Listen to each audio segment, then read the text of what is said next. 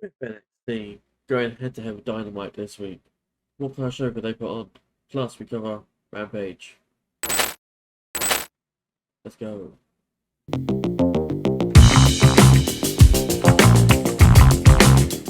Hello, and welcome back to the channel, and welcome back to HCW Show Squared. The show will take the usual formula of the HCW show and expand it to the power of, you guessed it, two. My name is Dan, DP, or as we all say, DPZ. Yeah. And without any further ado, let's just get into things, I guess. We will kick things off with, there it is, with NXT from the 10th of October. This is, colloquially termed as NXT Mania, the biggest TV show of 2023. We're going head to head with Dynamite, so they ram-packed it with guest appearances, stars, even a couple wrestlers as well. I mean, in matches.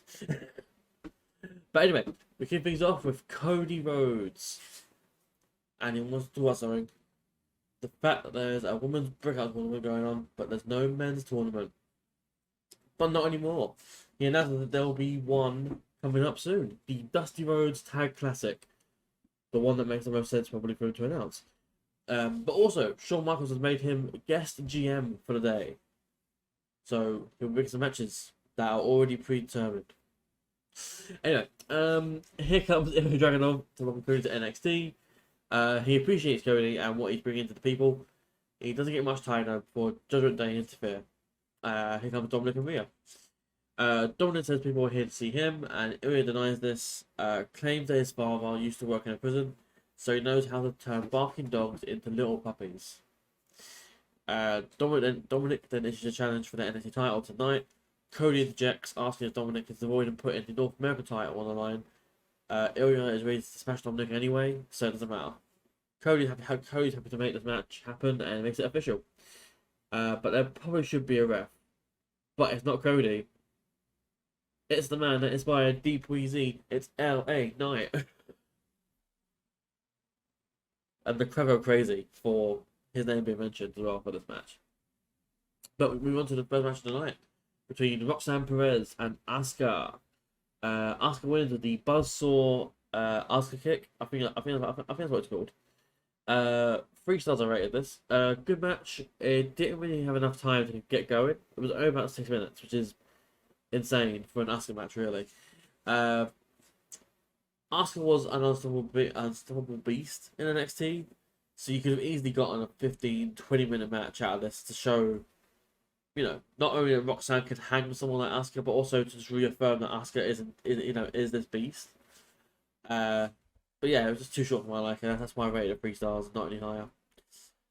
Post match, Kiana James comes out and attacks Roxanne, but then Shotzi makes a save. Okay. Oh.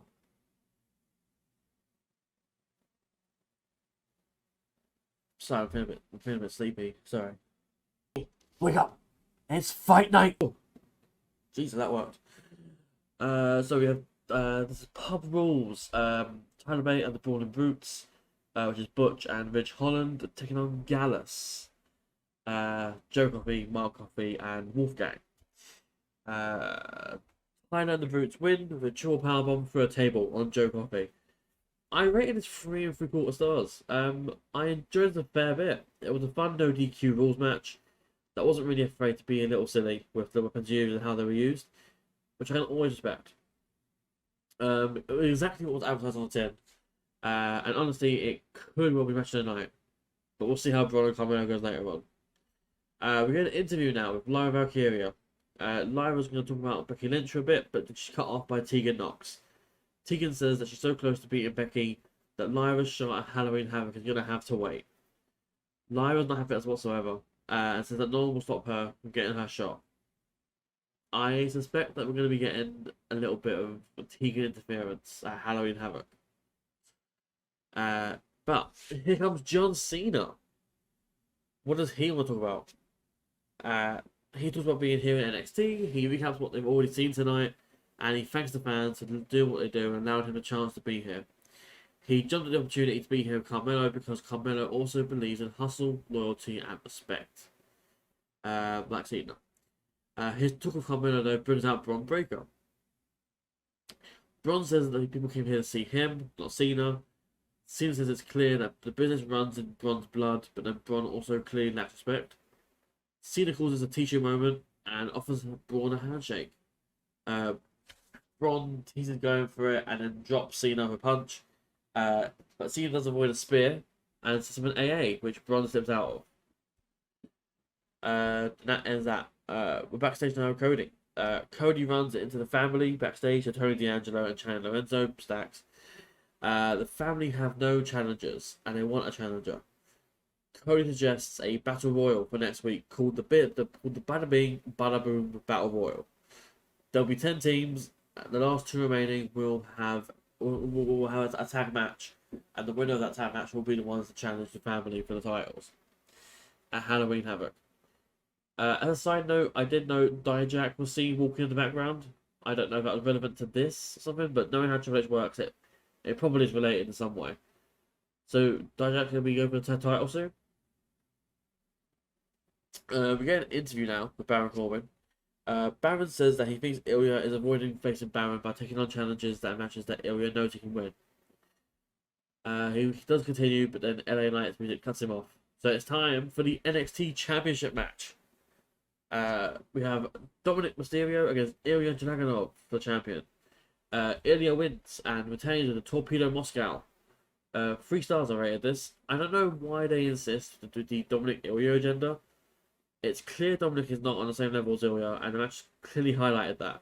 It wasn't a bad match by any stretch, but the unbelievability of it took me out of it a little bit. Dominic's had better days, and the ending finish of the match was lazy with a lot of interference. LA Knight got some involvement too, so I guess that's why it was done that way. Post-match though, Dijak takes out Ilya, and as Baron Corbin makes his way to the ring. Dijak then gets in Baron's face, saying that he beat Baron to it. We go backstage now with Cena and Carmelo Hayes. They're talking about respect. When Trick Williams comes in, some pleasantries are exchanged, some jokes are exchanged, and Cena confirms that they'll be champions again soon. Carmelo with his world title, and Trick with his North American title. Trick's not too pleased when he hears this from Cena. Carmelo then leaves to get ready for his match later, and Trick then asks Cena when Cena knew it was his time. So Trick has aspirations that are maybe above his station, it would seem. It's revealed that Paul Heyman has been that he's been speaking in a private manner to Ava Raine. So maybe for the bloodline, because, you know, she's a Rock's daughter, so it makes sense. Jade Cargill's here. That's it. She pulled up in a car. She met Shawn Michaels, and that was the only time you see her in the entire show. Baron Corbin talks to Cody to get his title match confirmed for Halloween Havoc. Cody can make a case for both Baron Corbin and for Dijak, and even Braun and Carmelo. Cody books in a triple threat match for next week. We get Baron Corbin versus Dijak versus the winner of Bron Breakker and Carmelo Hayes, with the winner getting a title shot. Dominic is then with Rhea backstage, and they're met by Nathan Frazier, who confronts Dominic over his treatment of fellow roster members. Dominic doesn't know who he is, and then Rhea says that he's not North American champion, so his opinion doesn't matter. We go into the NXT Women's Breakout Tournament first round match of the night. Lola Vice takes on Danny Palmer. Lola wins with a spinning kick to the head of Palmer. I've got to say as well, like, her spinning kick is really good. It was like, I can't remember who did a spinning kick before, but it wasn't that good. Like, this is a really good spinning kick. But I rated the match 2 3/4 stars. A short match, not a squash though, but really short. It did what it's out to do. It's a breakout tournament first round. I've got nothing really more to add to this. I imagine the final is going to be Kalani Jordan and Lola Vice. I don't see the others. Maybe Ariana Grace, maybe. But I think the idea is heel and face ending, so I think it'll be Kalani Jordan, and then Lola Boyce, and then they'll meet. As for like others, I don't really think others got a chance in this. But yeah, it's time now to Chase U. It's time for class, everyone. Andre Chase is leading the class when it comes when Theo Hale comes back to class actually. But with JC, as class goes on, Theo and JC cause disruption which Andre talks down eventually. But then everyone's on their phones, causing disruption again. And then Andre rants at a student called David, throwing the phone against the wall. It's then revealed that Andre Chase and Duke Hudson will be part of the Bada Bing, Bada Boom Battle Royal next week for their title shot. I've got a feeling they might win. The feeling to me that so they'll win, they'll get the title shot, and then JC or Theo will cost them.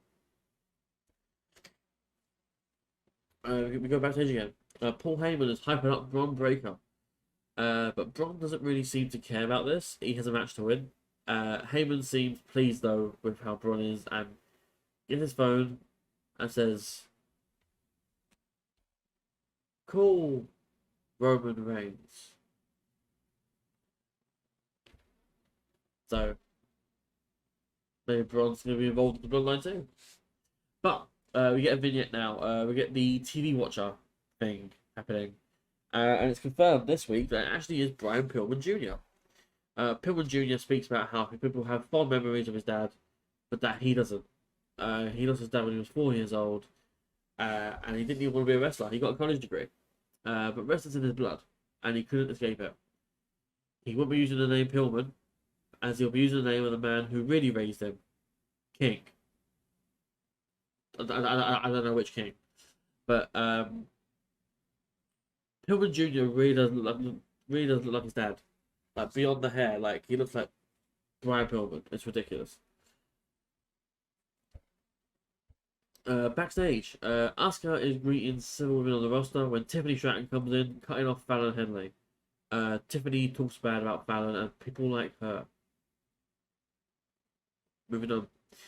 To the main event of the night, actually, we have Carmelo Hayes against Bron Breakker. Carmelo wins with the nothing but net. 3.25 stars. I feel like this was perhaps the weakest match between the pair of them. Cena and Heyman weren't necessary, and I think it took away from the soul of the match. It was still solid. It just felt a little weaker than what you probably come to expect from these two. But yeah, post match, Bron spears Carmelo and claims there's only one badass in all of WWE. This prompts Undertaker to come out. He runs on his bike in his shitty badass theme. Bron calls him an old timer. Taker then says that Bron is the future and will have a future, but today is not that day. And he chokeslams Breakker in perhaps the best chokeslam I have seen in the past decade, maybe longer. He then warns Bron that there will always be a bigger and badder person waiting around the corner.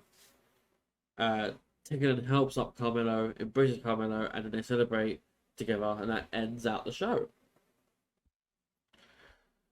Overall thoughts for NXT.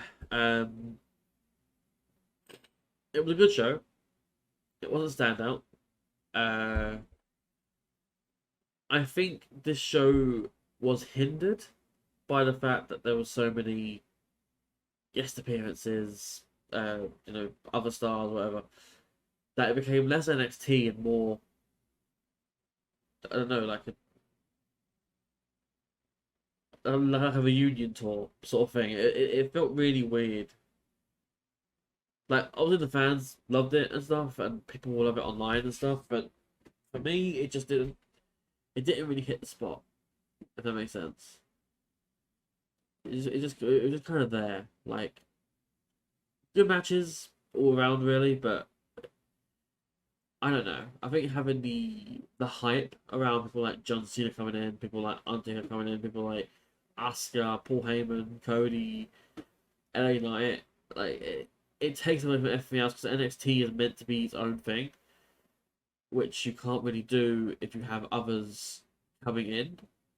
And again, I get why that they did come in because they had to beat AEW, so I get that. But at the end of the day, I think it took away from the show itself. but the show got near a million viewers. So what do I know? I'm just a wrestling fan. But no, that was the end of NXT. So we move on to Rampage. Rampage kicked off. Rampage 30th of October, I should say. Kicked off with the Hardys and Brothers A taking on Daniel Garcia and 2.0. Garcia and 2.0 win after Garcia hits a bloody cross on Brothers A. 2.5 stars I rated this. Average. Trios matches with the Hardys seems to be the norm for Rampage now, just them opening against someone. It was average, a very average match, as I've already said.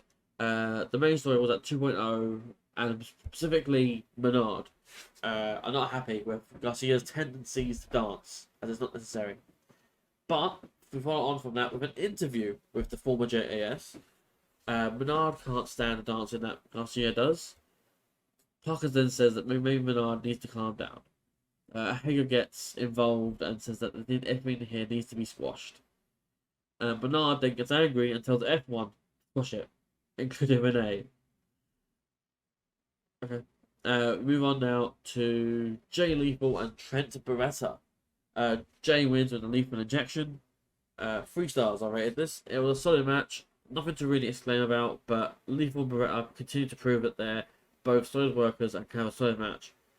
The eventual Lethal and Kingston match and program should be fun whenever we get to it.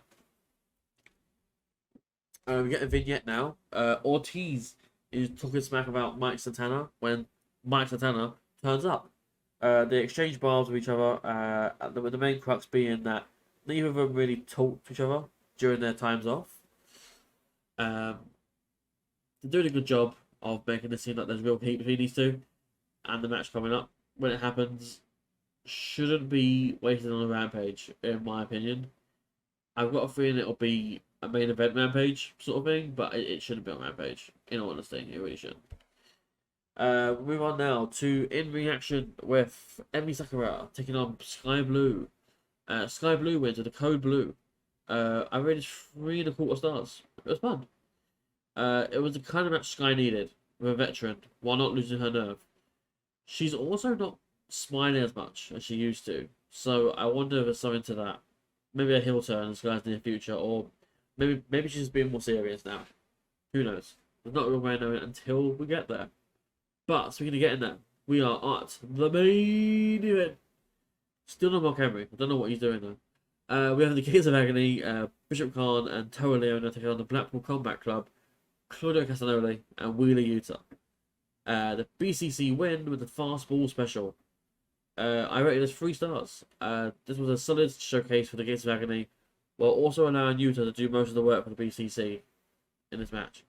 It did what it's out to do, and that was to continue to give the Gates more push, so that they can maybe eventually challenge for the Ring of Honor World title, Ring of Tag titles. I imagine if they do get a challenge for those, they'll beat MJF as well because of their size. If they're the ones in mind for that, anyway. But yeah, that was Rampage. Very short, as usually about an hour anyway. So those are very limited, and also with AEW, you notice not on Dynamite as much actually. With Rampage and Collision, there's not really much story work being done. It's just matches, which is fair enough. But yeah, overall, it was alright. It was sort of there. Again, we cover it, but honestly, I could just do it next day. It wouldn't make any difference to me. But yeah, that brings an end to this review and an end to this show. So once again, if you like what we're putting on the channel, please give us a like, a follow, a subscription, comment underneath the video as well. Our social medias are above me here, so we have our Twitch, Instagram, our Threads, our Twitter or X, and our Facebook. Also, if you're so inclined as well, you can give me a follow here at Twitter, DPuizy, DPUIZY. And any further ado, let's just end this. So once again, I've been Dan, DB, or as we all say it with me now, DPuizy. yeah. And that's me signing off. Have a good one. Enjoy your weekends. Peace.